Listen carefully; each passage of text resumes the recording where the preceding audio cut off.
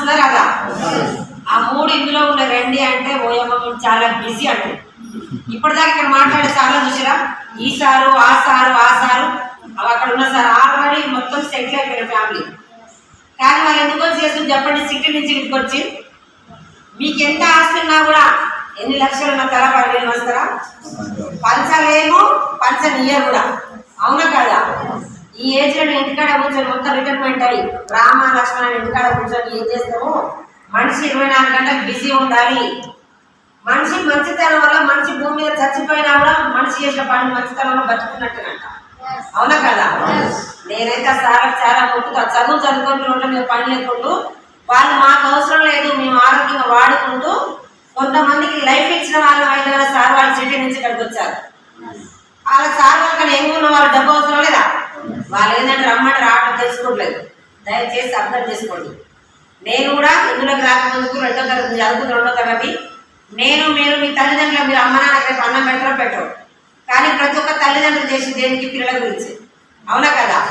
నేను చదువుకున్న 2వ తరగతి నా పిల్లలు కూడా చదివియాలి. పక్కన ప్రైవేట్ స్కూల్ పోతే నేను కూడా చదివి ప్రైవేట్ స్కూల్లో ఇయ్యాలని తప్పన పడుతుంది. వ్యవసాయం పని మొత్తం వచ్చు. వ్యవసాయం పని చేసి నేను ఫీజులు కడతామా? కట్టం. 1 రోజు చేయాలి, 1 రోజు గోడలకి కూడా కూర్చోవాలి. ఏం చేయాలంటే టైంలో మా ఇంటి పక్కన వచ్చి పలానా స్కూల్లో ఆయమ్మ పడతారంటే అమ్మా నీకు 3,000 ఇస్తారంటే నీ పిల్లలు కూడా అందులో చదివించుకో, సగం ఫీజు కట్టుకోవాలి. సరే నాకు కావాలని ఒక 5 ఆయమ్మలు ఉన్నాయి. పోగానే కాదు ఆయమ్మ తీసుకుపోయి నర్సరీ దగ్గర వదిలిపోయింది. ఇంట్లో 2 రోజులు హాలిడేస్ వచ్చి 2 పిల్లలు భరించలేరు. అవునా కదా? నేను పోయిన దాంట్లో ఒకటే క్లాస్లో 40 మంది పిల్లలు. జూన్లో మన స్కూల్లో పిల్లలు వేస్తే ఆగస్టు వరకు సెట్ కాదు. ఆయమ్మ అంటే పెద్ద రిజిస్టర్ పట్టుకుని తిరిగి ఆయమ్మ కాదు.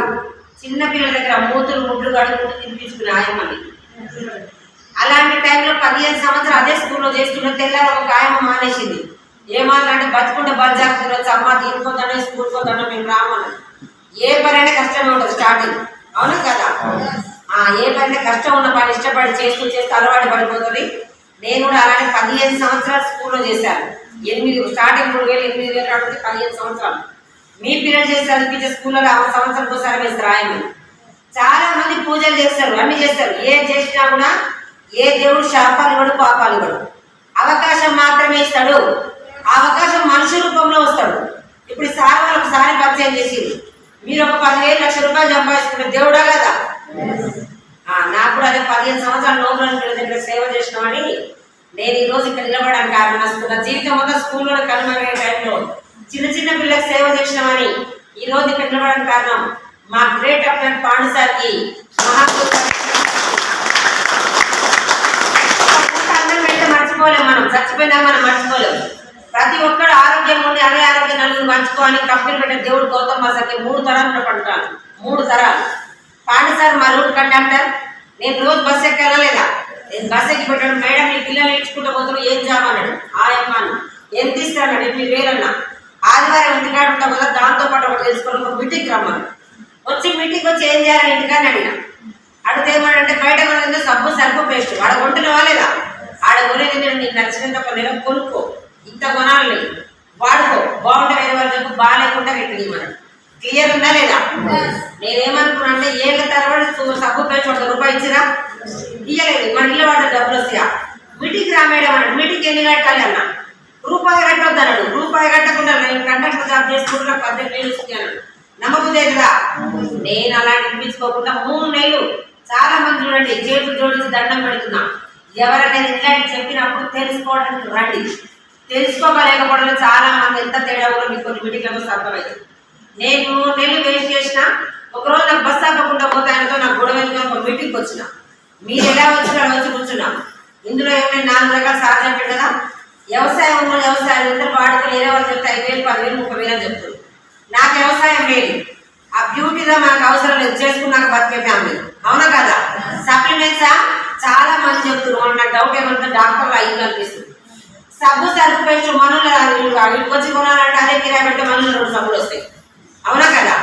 నాకెందుకని అలాంటి మీటింగ్లో కూర్చుంటే లాస్ట్ ఒక మేడం వచ్చి అర్షమల్లకు వాడుకున్నా తగ్గిపోయిన విషయం వేరే వాళ్ళు చెప్తే 5,000 వస్తుంది. ఆమె ఒక్కటే కరెక్ట్ ఎందుకైందంటే నేను సేమ్ నాకు అదే రోగం ఉంది. బయట 20,000 అడిగి నాకు బయట అంట లేదు.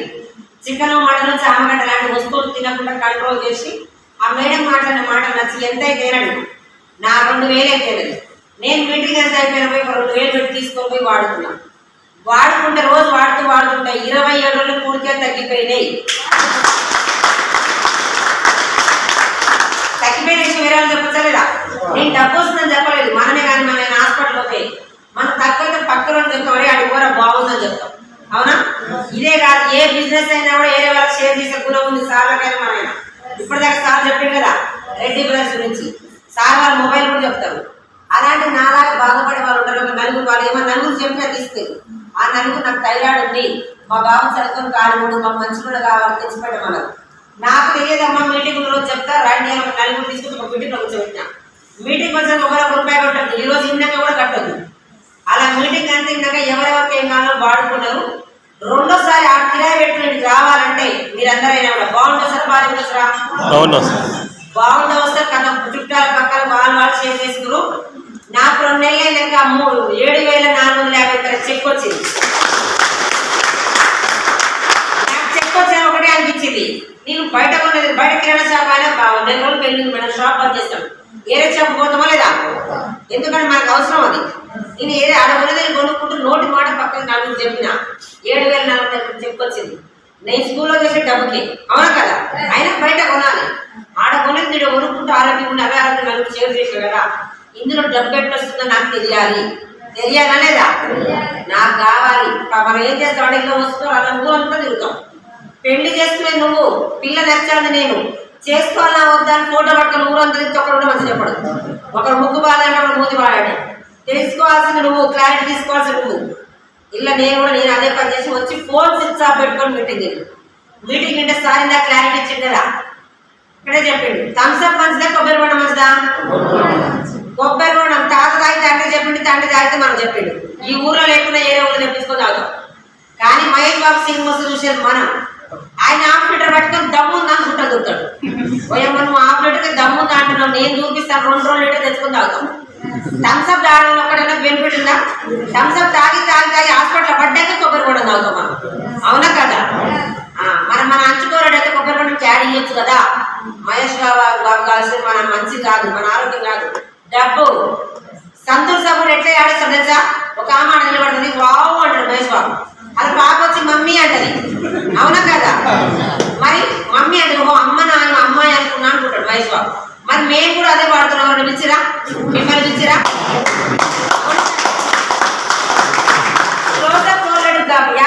పళ్ళు ఎవరికైనా కంటి నొప్పి లేదు. టీవీలలో ఏడంటే వచ్చినాయో వదిలిపెట్టి టీవీలలో క్లోజప్ కొల్లెట్ వాడుతున్నాం. రోజు వాడి కంటి నొప్పి లేచినప్పుడు మాత్రం మంచి పెన్షన్ పోతాం. అవునా? అందులో కూడా సమంత వచ్చి గోడ అద్దాలు బట్టలు కొట్టుకుని వచ్చి ఆవు పడ్డది, ఆ మంట పడిపోతాం. మనం ఎవరి దగ్గర పడితే మన కండు రాలబడతాం. అవునా కదా? కలిపి మొత్తం ప్రమోట్ చేసుకొని సెలబ్రిటీలు యాడిస్తారు. అదే మనం యాడిస్తే టీవీ తీసుకొని బయట పడేస్తారు.